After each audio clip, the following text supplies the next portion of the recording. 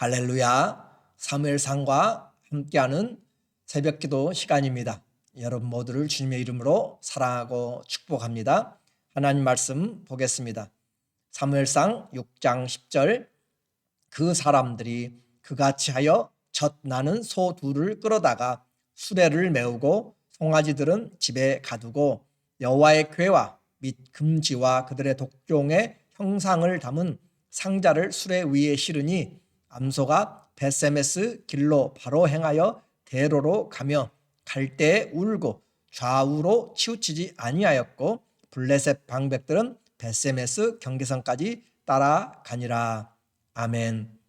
오늘은 선택과 연단 7번째로 언약궤의 귀환이라는 주제로 말씀을 같이 나누도록 하겠습니다. 하나님은 자유하십니다.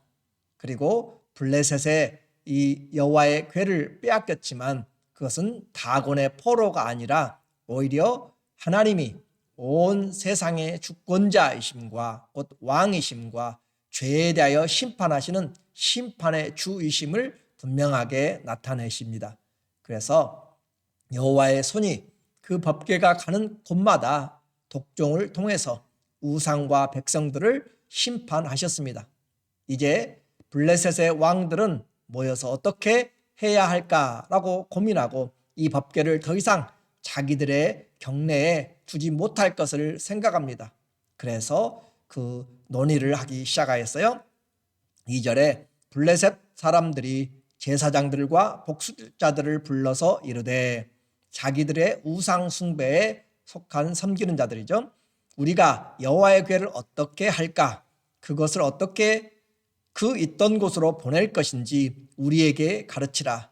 종교적인 경험으로 이와 같은 재앙이 났을 때 어떻게 해야 될 것인가 자문을 구하고, 그리고 그 자문의 결과 속건제를 드리고 쥐 형상의 모양, 왜냐하면 쥐가 아마 그 패스트를 전염병을 퍼뜨렸던 것 같아요. 그리고 종기의 모양대로, 그리고 5 도시의 그 숫자대로 금으로 형상들을 만들어서 하나님 앞에 제사를 지내기로 그렇게 하였습니다.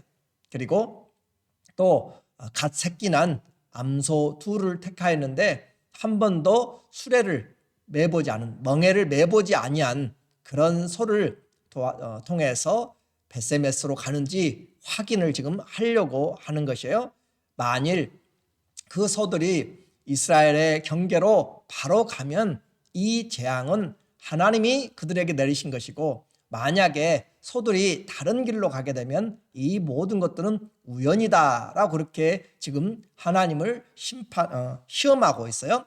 8절에 여호와의 궤를 가져다가 수레에 싣고 속건제로 드릴 금으로 만든 물건들은 상자에 담아 궤 곁에 두고 그것을 보내어 가게 하고, 보고 있다가 만일 궤가 그 본 지역 길로 올라가서 벳세메스로 가면 이 큰 재앙은 그가 우리에게 내린 것이요, 그렇지 아니하면 우리를 친 것이 그의 손이 아니요 우연히 당한 것인 줄 알리라 하니라. 그렇게 해서 이 블레셋의 방백들이 그 소 뒤를 따라가는 것입니다. 그래서 한 번도 멍에를 매보지 않은 2마리 소, 또 특별히 갓 새끼를 난 그 소가 함께 길을 간다는 것은 결코 쉬운 것이 아닙니다. 소들은 대개 익숙한 길로 갑니다. 그래서 밖에 있을 때에도 풀어놓으면 결국 자기 집으로 그렇게 찾아가는 것이 소들이 하는 거죠. 그런데 새끼를 두고 또 멍에도 한 번도 매보지도 않고 또 한 번도 가보지도 않은 길을 지금 가도록 시험을 하고 있습니다. 이것을 통하여서 마치 사사 기드온이 소명의 확신을 위하여서 양털로 이슬이 양털에만 있게 하고, 또 한 번은 이슬이 이 양털은 젖지 않게 하고, 그렇게 하면서 시험하였던 것 같이 블레셋이 지금 이 암소들로 자기들의 재앙의 원인을 지금 시험하고 있습니다. 그렇게 뒤에 따라가는데 아무도 몰지 않는 소, 어디로 갈 것인가? 그 처음 매본 그 소들은 송아지 자기 새끼들 때문에 소리를 내며 울고 가면서도 좌우로 벗어나지 않고 그 길로 따라가고 또 벳세메스로 향한 길로 곧바로 갔습니다. 12절에 암소가 벳세메스로 길로 바로 행하여 대로로 가며 갈 때 울고 좌우로 치우치지 아니하였고 블레셋 방백들은 벳세메스 경계선까지 따라가니라. 이렇게 해서 지금 그 뒤에 따라가는 방백들 그리고 소들은 누가 이끌지도 않음에도 불구하고 하나님의 그 궤가 있는 장소로 본 장소를 향하여서 지금 가고 있는 것입니다. 언약궤의 자유로운 귀환입니다. 사람이나 동물이나 천지 만물은 다 하나님의 말씀을 듣게 되어 있습니다. 섬기는 이런 우상의 지역 벳세메스라고 하는 것은 쉐메스라고 하는 것은 태양을 이야기해요. 벳은 집입니다. 그래서 태양의 집, 이스라엘이 통치하고 있는 이스라엘이 지금 살고 있는 지역에 벳세메스 태양의 집이다라고 하는 그 이름이 있다는 것은 여전히 태양신을 섬기는 그 지역의 이름으로 그것이 사용되고 있다라고 하는 것이죠. 그래서 그 길로 향하여 바로 가며 울고, 그렇지만 그들은 그릇된 길로 가지 않고 이 암소들은 이스라엘의 땅으로 바로 갔습니다. 인생에서 또 동물들도 주인의 말에 합당하게 쓰임받는 것이 가장 귀한 것입니다. 하나님 앞에 쓰임받을 때 최고의 목적을 달성한 것입니다. 이렇게 그 지역에 도착했을 때 이 암소를 제물로 그리고 수레를 땔감으로 하여서 그 사람들은 하나님 앞에 번제를 드렸습니다.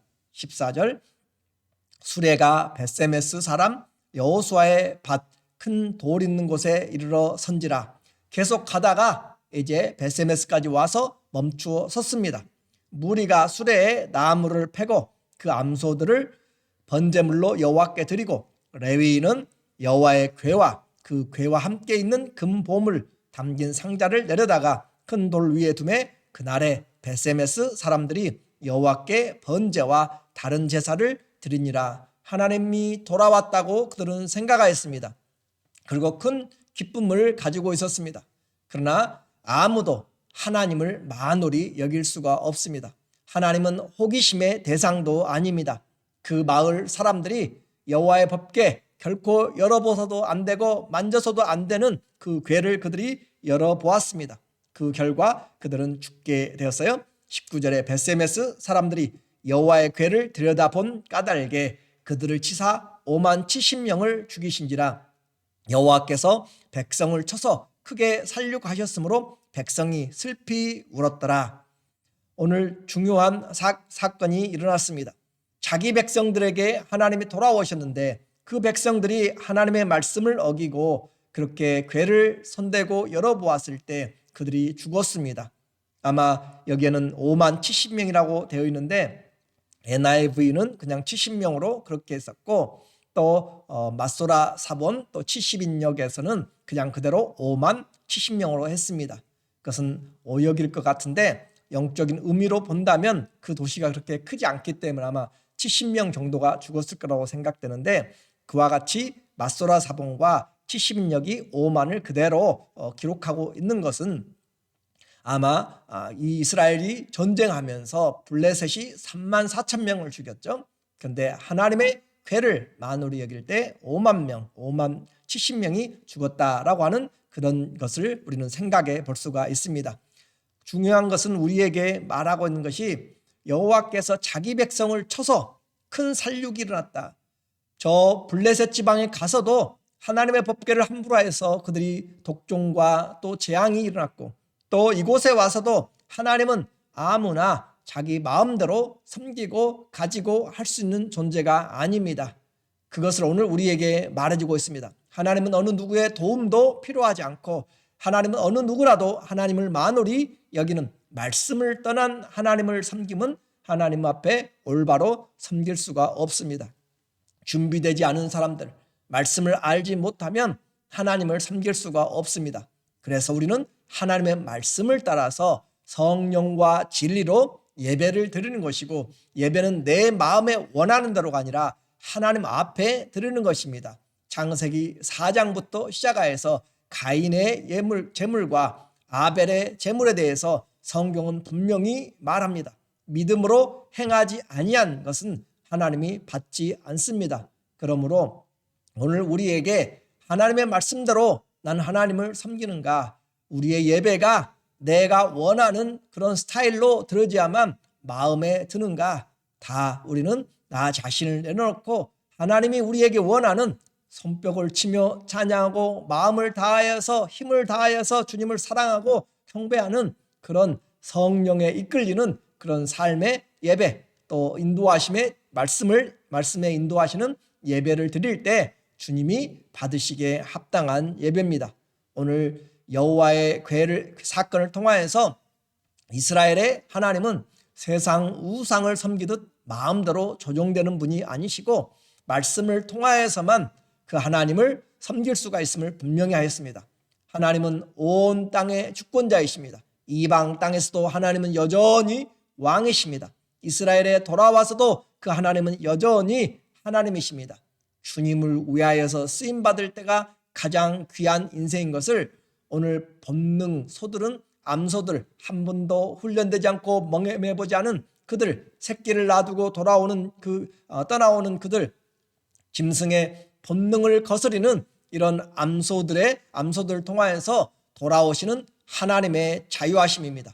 하나님은 단순한 호기심의 대상이 아니라고 했습니다.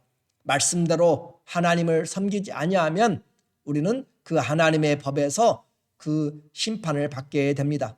하나님은 블레셋에게나 오늘 여기서 벳세메스 사람들이 20절에 이르되 이 거룩하신 하나님 여호와 앞에 누가 능히 서리요. 이 거룩하신, 그래요, 하나님은 거룩하신 분이십니다. 거룩하신 하나님 앞에 누가 능히 서리요. 그를 우리에게서 누구에게로 올라가시게 할까 하고 더 이상 하나님은 그들이 품고 있을 수가 없었습니다. 좋으신 하나님이라고 생각했는데 그것을 열어보았을 때 많은 사람들이 죽게 되었습니다. 모두에게 부담스러운 분이 되었습니다. 이스라엘 역시 하나님이 치심으로 기랏 여아림으로 이제 보내려고 사람들을 사자로 보내고 있습니다. 21절 전령들을 기랏 여아림 주민에게 보내어 이르되 블레셋 사람들이 여호와의 궤를 도로 가져왔으니 너희는 내려와서 그것을 너희에게로 옮겨가라.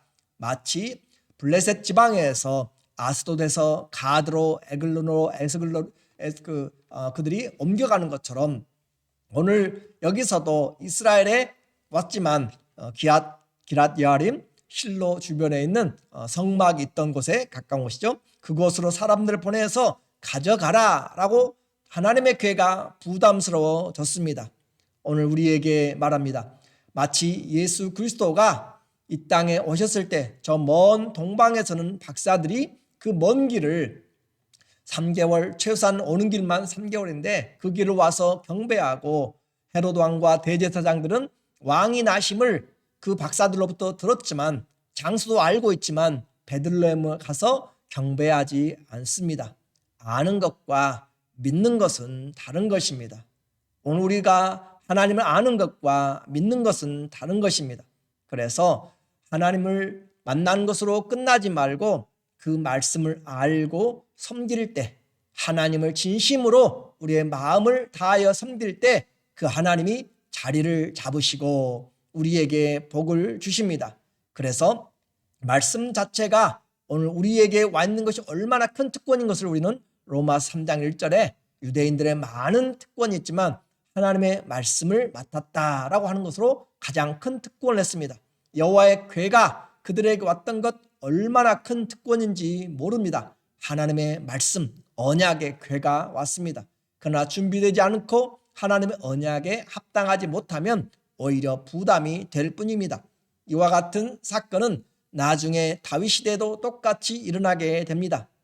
하나님의 말씀이 화인가 복인가, 다윗이 왕이 올라서 이제 법궤를 예루살렘으로 인도하려고 그렇게 하면서 했던 일입니다. 다윗이 그날에 여호와를 두려워하여 이르되 여호와의 궤가 어찌 내게로 오리요. 그들이 새 수레에 법궤를 싣고 그들이 오려고 준비하는데 하나님의 법궤는 손으로 메고 옮겨야 됩니다. 레위 사람들이 손으로 메고, 고앗 자손이다 특별히 그들이 손으로 맨 제사장들이 메고 와야 되는데, 이 다윗이 새 수레에 실어서 오다가 걔가 소들이 뛰고 넘어질까 해서 우사가 만지고 그 자리에서 죽음을 당함으로 두려움을 느꼈습니다. 여호와의 궤가 어찌 내게 오리요 하고.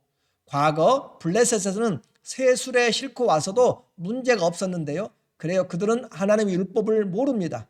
그러나 다윗은, 또 이스라엘은 율법을 알고 있는 사람이고, 여호와의 궤는 새 수레나 또 어떤 짐승에게나 태워가는 것이 아니라 레위 지파의 제사장들, 고앗 자손의 특별히 제사장들이 어깨에 메고 움직여야 됩니다.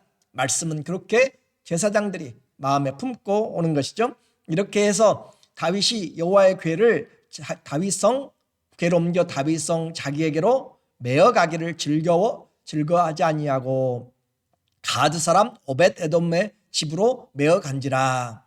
가드 사람 오벳 에돔, 이 가드는 블레셋 지역이고 가드 사람 블레셋 사람이죠. 그 오벳 에돔의 집으로, 이방인의 집으로 지금 이 법궤를 오히려 가져다 놓았는데, 거기서 보니까 여호와의 궤가 가드 사람 오벳 에돔의 집에서 석 달을 있었는데 여호와께서 오벳 에돔과 그의 온 집에 복을 주시니라. 하나님의 말씀이 그 이방 땅에 있을 때도 복을 주셨다라고 그렇게 이야기합니다. 자, 이제 우리는 하나님의 궤가 있는 것 그 자체가 복인가 화인가, 우리는 말씀을 따를 때, 그리고 그 말씀을 모를지라도 하나님을 경외하는 마음으로 섬길 때 그것이 복이 됨을 우리에게 말해주고 있습니다. 우리 중심에 하나님을 어떻게 알고 섬기는가라는 것이죠. 블레셋 이방 사람들이나 이스라엘 선민에게나 또 다윗에게나 하나님을 모르는 사람이나 아는 사람이나 우리는 하나님을 가볍게 만홀히 여길 수가 없습니다. 특별히 하나님을 아는 사람들은 말씀대로 하나님을 섬겨야 됩니다. 우리에게 오신 하나님, 이제 이 법궤가 어디에 왔냐면 예수 그리스도가 우리에게 성령으로 오신 것이 바로 우리가 성령의 전이 되었습니다. 하나님의 성전에는 하나님의 법궤가 있으므로 성전이라고 하는 것이고, 하나님이 그곳에서 임하여서 말씀하는 것이죠.